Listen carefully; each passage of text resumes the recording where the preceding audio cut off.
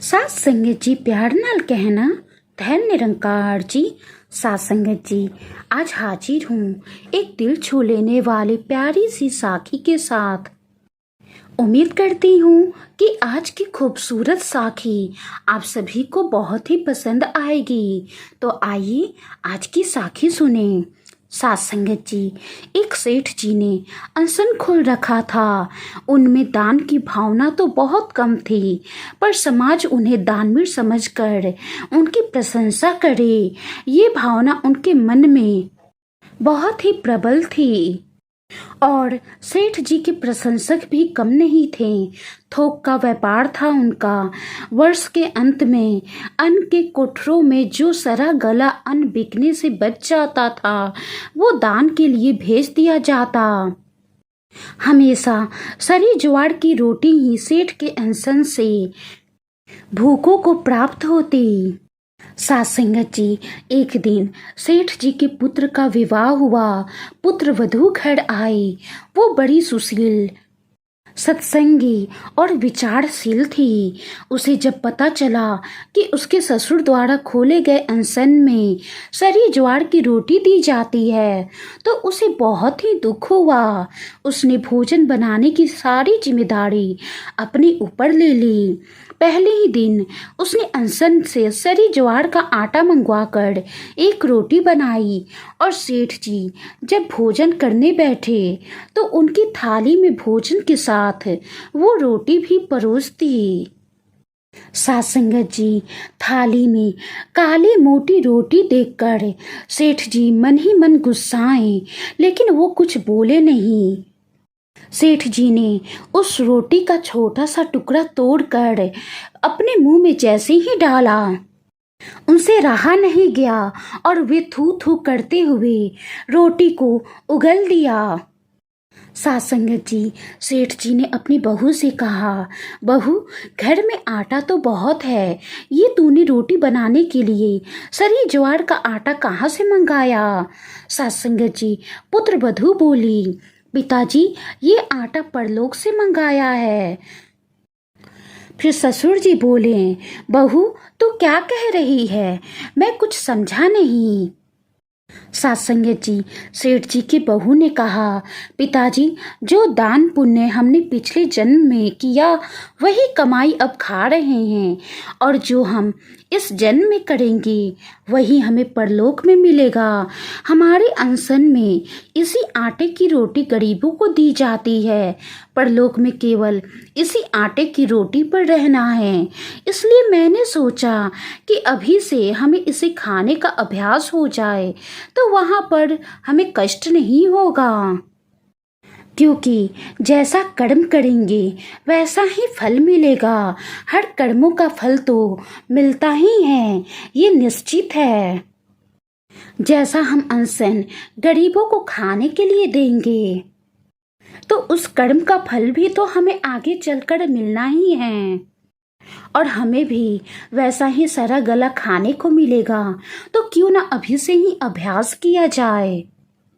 सात संगत जी बहू की बातें सुनकर सेठ जी को अपनी गलती का एहसास हुआ और उन्होंने अपनी पुत्र वधू से क्षमा मांगी और अनशन का सारा आटा उसी दिन फिकवा दिया। तब से अनशन से गरीबों भूखों को अच्छे आटे की रोटी मिलने लगी। सात संगत जी आप दान तो करें, लेकिन दान ऐसा हो जिससे दूसरों का भला हो जाए।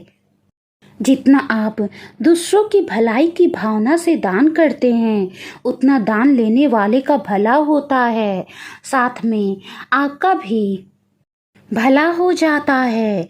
सात संगत जी दान करते समय ये भावना नहीं होनी चाहिए कि लोग मेरी प्रशंसा करें, वाहवाही करें। दान इतना गुप्त हो कि देते समय आपके दूसरे हाथ को भी पता ना चले। सात संगत जी रहीम एक नवाब थे। वो प्रतिदिन दान किया करते थे। उनका दान देने का ढंग अनोखा था। वे रुपयों पैसों की ढेरी लगवा लेते और आंखें नीची करके उस ढेर में से मुट्ठी भर भर कर याचकों को देते जाते। एक दिन संत तुलसीदास जी भी वहां उपस्थित थे। उन्होंने देखा ये याचक 2-3 बार दान ले चुका है, लेकिन रहीम फिर भी उसे दे रहा है। ये दृश्य देखकर तुलसीदास जी ने पूछा, सीखे कहाँ नवाब जू देनी ऐसी देन, ज्यों ज्यों कर ऊंचे चढ़े त्यों त्यों नीचे नैन। सासंगत जी, तब रहीम ने बहुत ही नम्रता से जवाब दिया, देननहार और है जो देता दिन रैन, लोग भरम हम पे करे या विधि नीचे नैन। सासंगत जी, असल में देने वाला तो कोई और है जो दिन रात दे रहा है। हमें खुद पर व्यर्थ ही भ्रम होता है कि हम दाता हैं। देने वाला हम हैं, करने वाले हम हैं। और साथ संगत जी, यकीन मानिए, ऐसी सेवा कभी प्रमाण नहीं होती। साथ संगत जी, दान श्रद्धा, प्रेम, सहानुभूति और नम्रता पूर्वक दें। मन में वैर, ईर्ष्या, नफरत और अहम रख कर ना दें। साथ संगत जी, जिस दिन हमें ये यकीन हो जाएगा कि देने वाला भी वो परमात्मा है, करने वाला भी वो परमात्मा है, कराने वाला भी वो परमात्मा है, उस दिन हम अहम मुक्त होकर बस एक जरिया बनकर परमात्मा हमसे जो चाह रहे हैं वो कर्म हम अच्छे से निभा पाएंगे। साथ संगत जी, क्योंकि अहंकार में डूबे इंसान को ना ही खुद की गलतियां दिखाई देती है और ना ही दूसरों की अच्छाई। अहंकार में डूबे इंसान हमेशा यही सोचता है कि मैं जो कर रहा हूँ वही अच्छा है, सत्य है। साथ संगत जी, सबसे पहले हमें अपने अंदर के इस भ्रम को नाश करना होगा कि करने वाला भी मैं हूँ, मैं ही दाता हूँ, मेरे कारण ही सबका भला हो रहा है, मैं ही इनकी मदद कर रहा हूँ। क्योंकि साथ संगत जी, हम तो बस एक जरिया हैं, करने और कराने वाला तो वो प्रभु परम पिता परमेश्वर है। साथ संगत जी, महात्मा बुद्ध ने भी ये कहा है कि जिस व्यक्ति के मन में ये भ्रम रहता है कि करने वाला मैं हूँ, उसका किया गया दान पुण्य कभी सफल नहीं होता, क्योंकि उसका किया गया दान पुण्य अहम की जंजीरों से जकड़ा हुआ रहता है। साथ संगत जी, मंगलाचरण में भी शब्द आते हैं, निराकार साकार तू जग के पालनहार, है बेअंत महिमा तेरी, दाता अपरंपार, परम पिता परमात्मा सब तेरी संतान, भला करो सबका प्रभु, सबका हो कल्याण।